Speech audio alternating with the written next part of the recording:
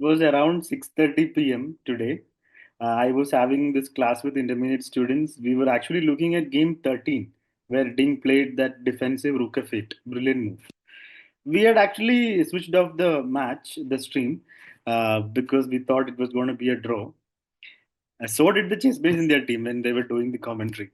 But then at 6:30, I got a message, and then I saw that Gukesh has become the champion, and we opened the TV, and the whole crowd was going crazy in the chess base in their stream. No, he's got to be feeling confident about this, and Oh, he Samay. Rook No, F, no, no, Ding, of course, yeah. Rook F2. Oh! What? What? Oh my god! No! Oh my god!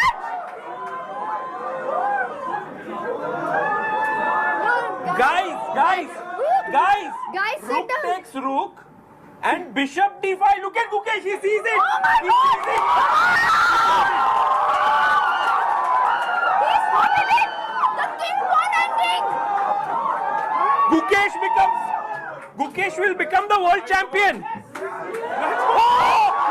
Look at Gukesh! This is the moment! This is the moment! Look at Gukesh! What a day! Rook f2 was the blunder by Ding. So let's have a look at the game. It started with knight f3 by Ding. Gukesh plays d5, g3. So Ding goes for the setup, the Catalan setup that he had in some of the games that got him the victory earlier. And now knight c6 in game 12. Pawn d4, e6, castles, takes, knight e7, c4, takes, and knight c6. And now Gukesh goes for the exact kind of setup that he had when he lost the game in game 12. He goes for this pawn push. In the game 12, Ding had played e3, b4, got space, and just had a clean victory. Here, Ding plays e3, bishop c5. This is where Gukesh changes things up a little bit. Takes, knight c3, castles, knight b5, bishop back, and b3. So here, computer just wants queen e2, giving a solid edge for white. b3, position looks comfortable for white, right? Because bishop b2, I mean, it's a nice pawn structure as well, and this bishop is good. Gukesh attacks the knight goes back, and now bishop d4. And now bishop b2 and e5. Very nice move. It's not a easy move to make because you're giving a very good square for the knight, but you're also controlling all the dark squares. Queen d2, so that there's no pin on the bishop, a very useful move. Bishop e6, knight d5. And now b5 takes, takes, and here comes knight f4. Wow. Was it the only move? No, he could also have moved the knight back. Everything was equal. He goes knight f4, which leads to an exchange of a lot of pieces. Takes, and rook b8. So at the end of all the exchanges, what is left is equal pawns, a minor piece, and the heavy pieces. So it's completely equal. So it looks like the game is going to head to a draw. There is queenside majority for white and double pawns for Gukesh. So you would think white is better, right? Rook d1, queen b6, bishop goes back, takes and takes. Okay, so now it's the majority on the king side for Gukesh and queen side majority, which Gukesh clams with this b4 move. So white cannot push so easily. You can push, but you'll have a weak pawn that is passed, which black has already got all his pieces on. So basically, black has equalized very easily. Gukesh has done well. A4 pawn percent takes, and now G6, getting ready to push the pawns. Queen D4, Queen B5. Gukesh keeps the queens, and now B4. Ding is asking, you can take the pawn, just let me exchange the queens. So takes, and takes. So we get this uh, drawish position. You would expect any top level player to draw this from here, but it's not that easy.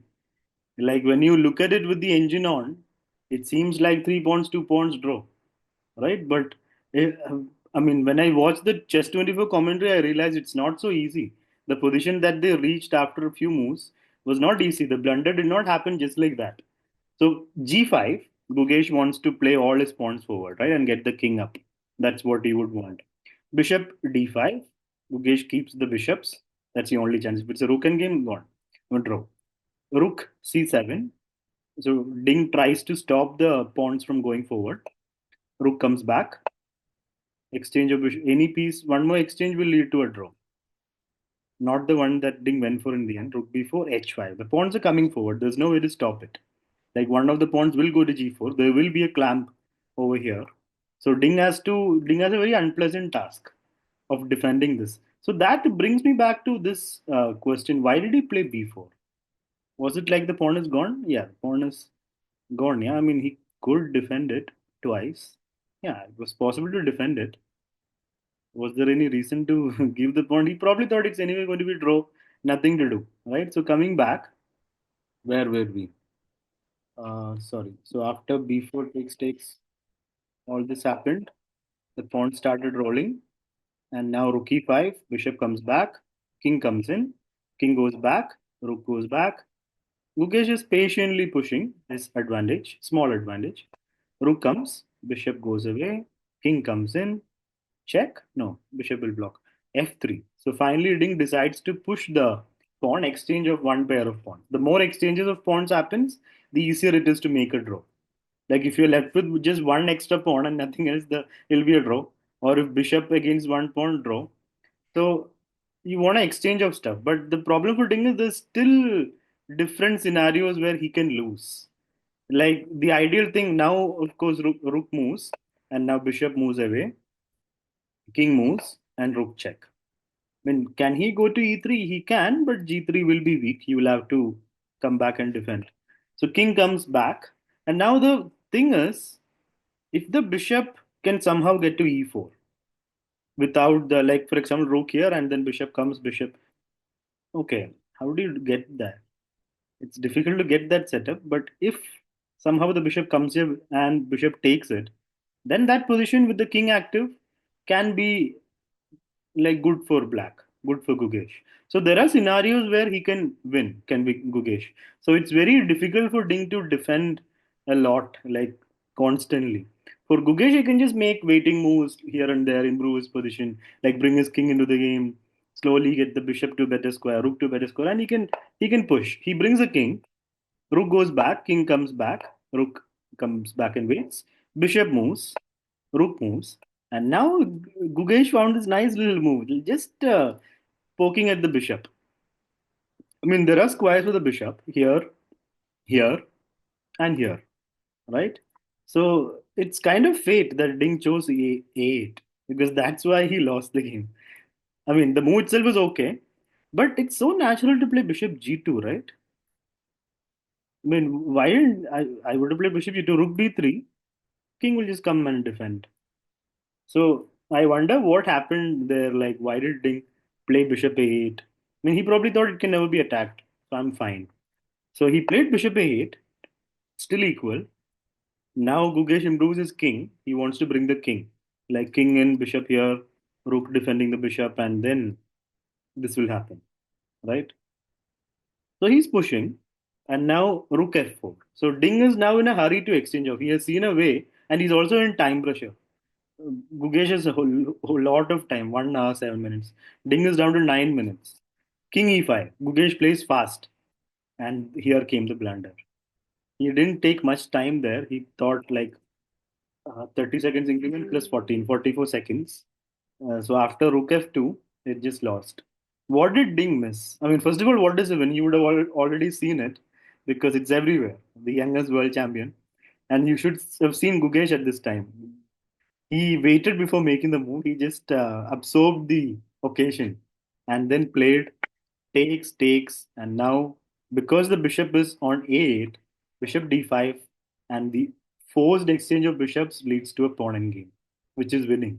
Unfortunately for Ding, if the bishop was on any other square except h1 and a8, bishop could have moved, and it's a draw. You can't win with one extra pawn against a bishop. Bishop will sacrifice itself. But unfortunately for Ding, fate made this happen. Like he chose the a8 square for the bishop instead of c6 or g2, and then blundered with this almost hurried exchange of pieces. And now after takes, King e5. Maybe what Ding missed was after King e5. Maybe he thought it's draw. Like you can't push the pawn, and if you go here, I come here. But the problem is after King d3, after Ding plays King d3, Gukesh will not play King d5. I mean d5 he can go, but he'll come back. But f4 wins. Maybe I don't know. That's possible, right? Is it possible? I don't know. At that level, to miss that the pawn game is that was so fast. He decided like he played it so fast. It was as if I don't know. It was in his mind he wanted to lose. Like yesterday, he had saved a good. I mean, lost position. Was he feeling guilty a little bit? Did it affect his subconscious? I don't know. Because at this level, you don't blunder like this, right? I mean, he played rook f2 in 44 seconds, calculating the pawn and game and everything. That's rash. Yeah.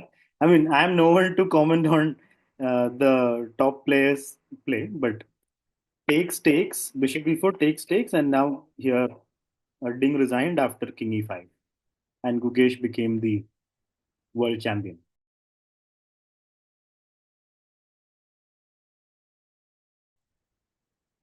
His dream came true. So going back, what should he have done? I mean, if he had just waited on the fourth rank, that's a question that a lot of people had. If he just waits on the fourth rank, how can Gukesh make progress? That's the big question, right? The engine just cannot find a way. I mean, it just goes back with the king or brings the rook up. It doesn't find a way. It just waits. Like practically, you would want to bring the bishop in, but if you exchange bishops off, like if you do this, you're still pushing, but not really. I mean, it's instantly a draw. You go here, you'll have to go back or come down, and then rook a3 check. You can't hide. If you come down, king will escape, and the pawn will hang. Yeah, so a very unfortunate end for the World Championship for Ding. I mean, he fought. He would probably have drawn it if he didn't feel nervous at that moment, but that's just how it is. So, the World Championship is over, no tie breaks, and we have the title back in India after Anand.